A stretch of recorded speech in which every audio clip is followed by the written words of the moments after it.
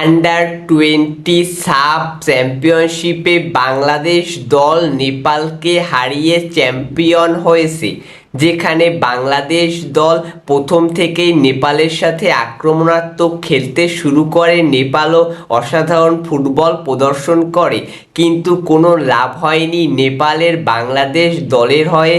First হাফের added টাইমে মিরাজুল একটি ফ্রি কিক করে ডি বক্সের বাইরে থেকে এবং তার অসাধারণ ফ্রি কিকের মাধ্যমে বাংলাদেশ দল প্রথম গোলের দেখা পায়।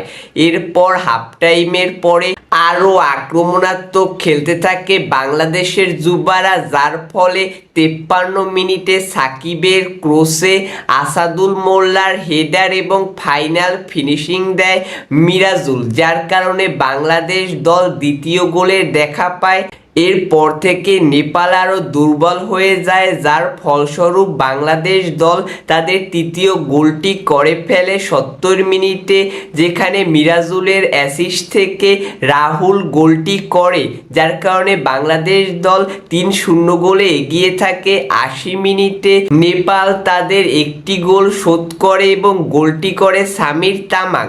এরপর সর্বশেষে বাংলাদেশ দলের হয়ে নোভা অসাধারণ একটি গোল করে, অসাধারণ একটি শটে নেপালের গোলকিপারকে বিট করে বল জালে জড়ায় নোভা, যার কারণে বাংলাদেশ দল 4-1 আন্ডার-20 সাব চ্যাম্পিয়নশিপ জয়লাভ করে এবং দক্ষিণ এশিয়ার শ্রেষ্ঠত্বের লড়াইয়ে 6 দলের মধ্যে শ্রেষ্ঠ হয় বাংলাদেশ দল।